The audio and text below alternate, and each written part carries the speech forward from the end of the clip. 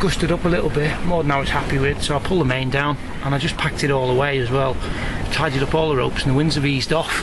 But we're still doing, just on the head sail, there we go, 5.3 knots. So, you can't really ask for more than that, can you?